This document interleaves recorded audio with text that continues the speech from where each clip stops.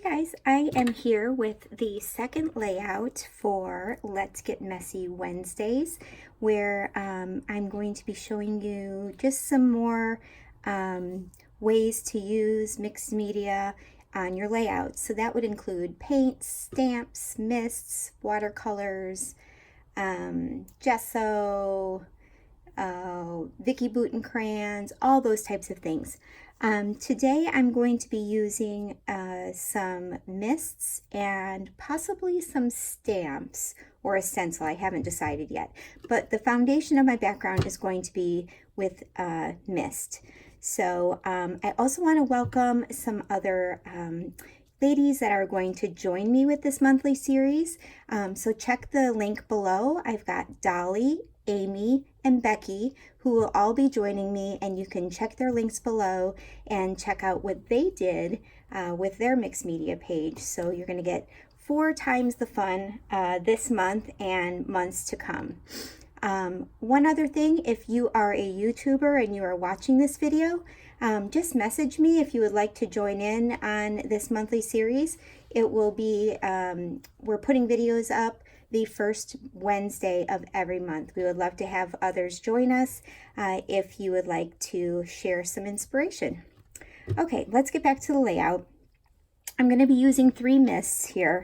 I have the Distress Spray Stain in Mermaid Lagoon and Heidi Swap in Butter and Mint, I think that one is.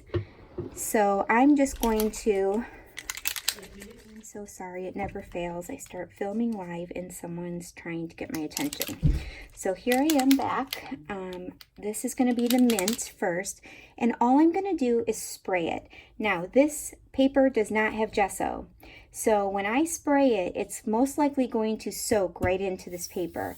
However, this is Vicky Bouton Foundations paper. It's pretty thick. It should be able to handle the moisture of these sprays, but I didn't want it, I want it to be a more saturated color. I didn't really care if the colors blended or mixed or anything like that.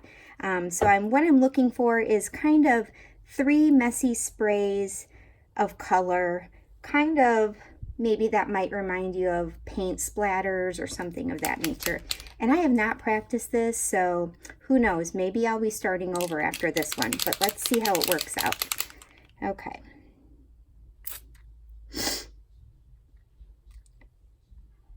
Okay, so I've got that one. I'm going to step away and come back because I want to let that one air dry, and then we will do the other 2 sprays of the other 2 mists. So I'll be right back. Okay, I am back. I'm going to go ahead and use the yellow mist now. This is Butter.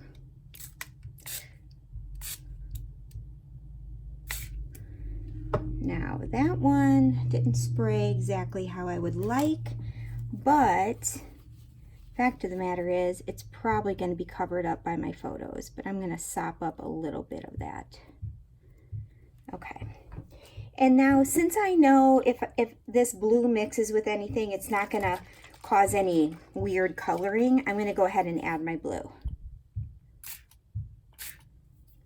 Perfect. Okay.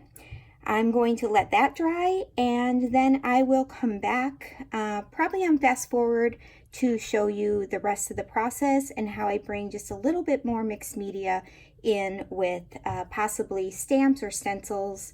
I'm not sure which one yet, so we'll see in just a bit.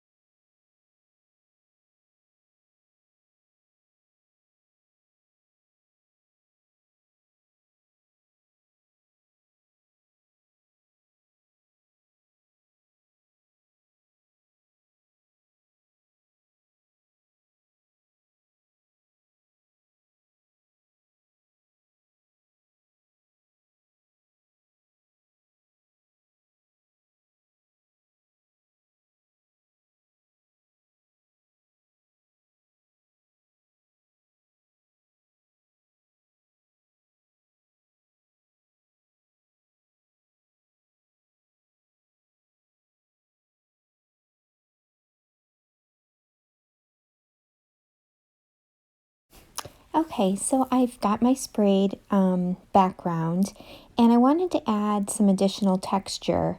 So I got out my Vicky Bouton stamp, and I think this was from a couple collections ago, and I used those pinwheel, that pinwheel stamp just to add some tone-on-tone stamping over the mist.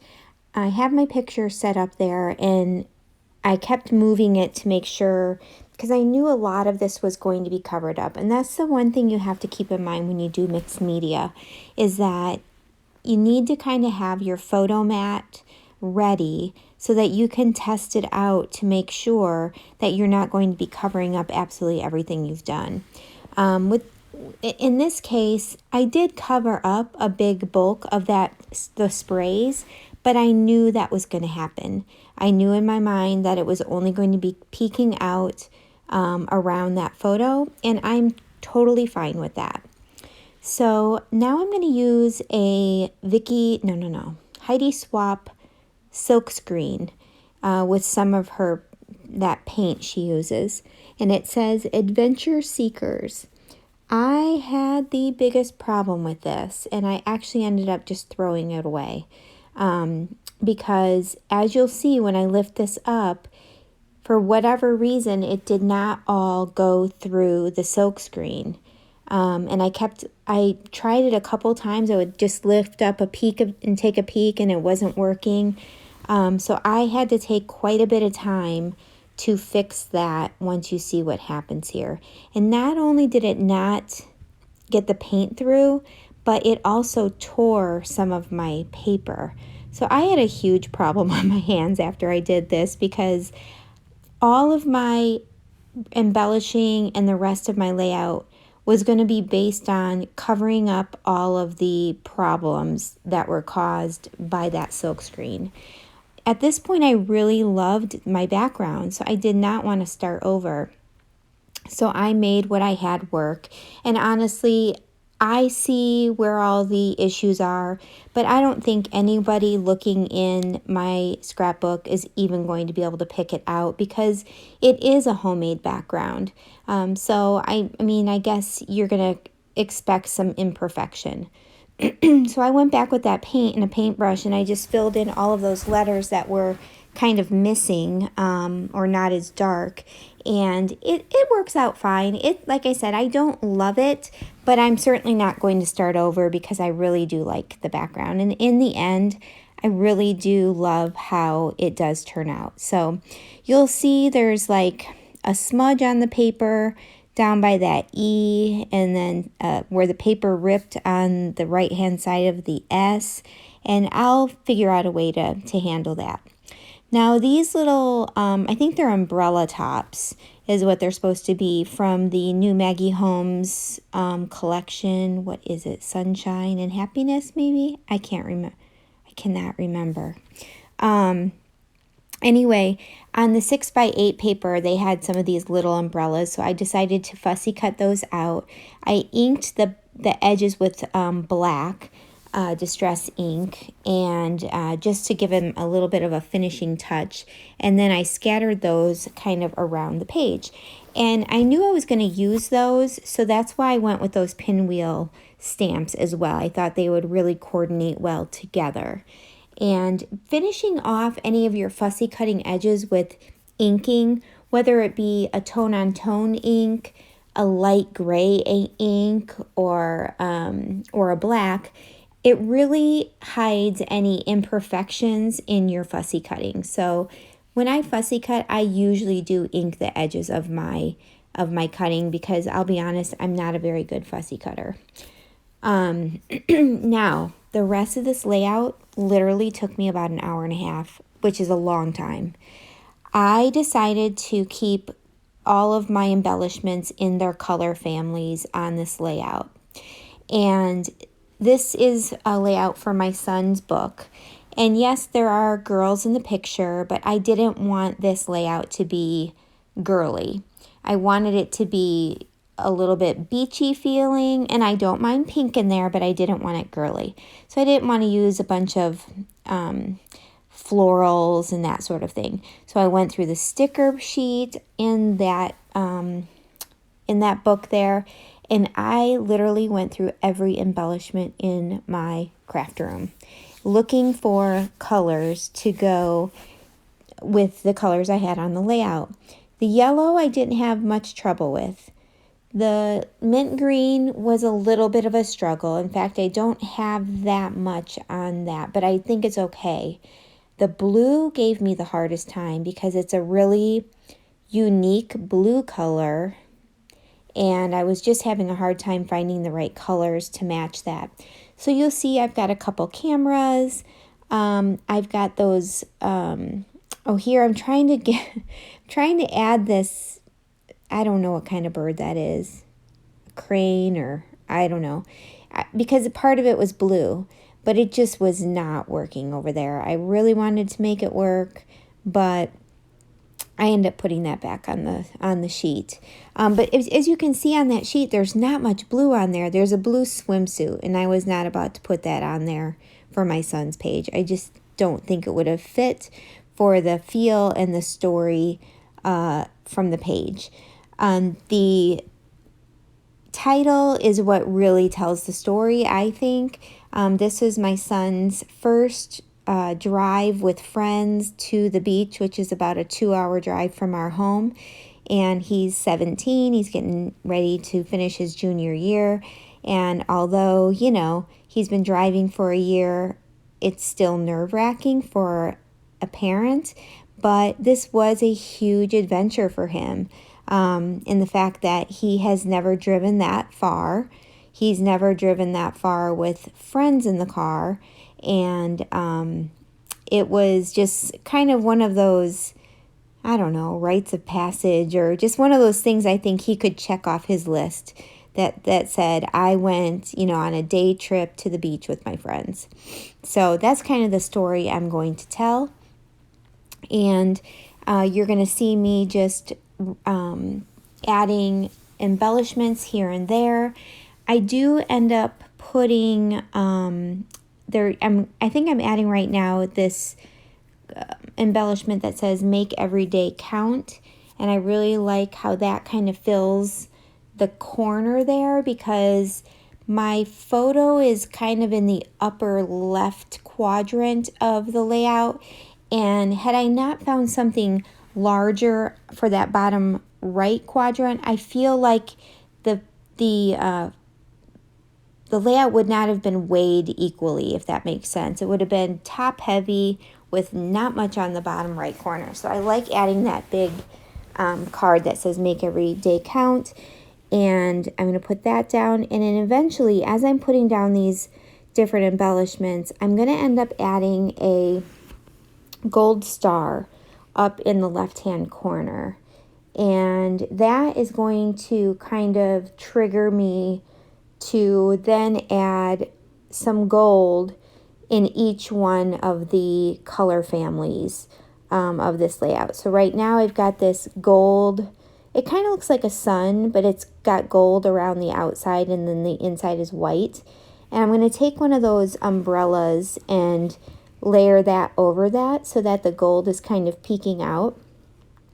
So that way I bring a little bit of gold over to that section. And then in an old Amy Tangerine layout, I'm going to bring in a hexagon shape chipboard that says yay, and that's going to go down in the right hand corner. You saw me put a sticker in the middle of that camera that matched kind of that color family, and that says day trip. So I felt like that worked out perfectly. And that's from a super old Amy Tangerine sticker sheet. I mean, guys, I literally went through every sticker book, every embellishment pack, everything. I've got iris cases of just random bits. When I break up a collection, I put them in color families. I went through all of those. I just really struggled. I mean, it was fun because I'm one that likes to go through my embellishments and just kind of remember what I have. I enjoy that. So I did not enjoy the process, but it certainly took longer than I had expected for this layout. So I'm going to continue adding more bits and pieces, and in the end, honestly, I really love how it turned out. If I could go back, I would probably not use that adventure seeker thing, silk screen. I would have just used thickers or something of that nature. But being that this was mixed media, I did want to try to add a mixed media title, and I fixed it. It looks good enough, and I'm happy with it. So I showed it to my son. He was happy with it, so all is good, right? Here I am. I'm adding enamel dots into the middle of each of those umbrellas. And after looking through my enamel dots, I did not have any blue enamel dots, but I did have some blue Nuvo drops. So I'm going to go ahead and add those Nuvo drops to the blue umbrellas, and then I'm going to go back into my enamel dot little box there and pull out the yellow enamel dots for those yellow umbrellas. And that's going to end my layout. I hope that you all enjoyed it. I would love a thumbs up if you did enjoy it. If you're not a subscriber, I would absolutely love for you to subscribe. And as I said in the beginning of the video, definitely check out the description box below for the other three ladies' links to their channels, and definitely go check them out and subscribe as well. I'm so glad you came back to watch this process. And of course, we will be back next month. In what month are we? In June. Oh my gosh, June already. So we'll be back on the first Wednesday of June for the next layout. Have a great night, guys.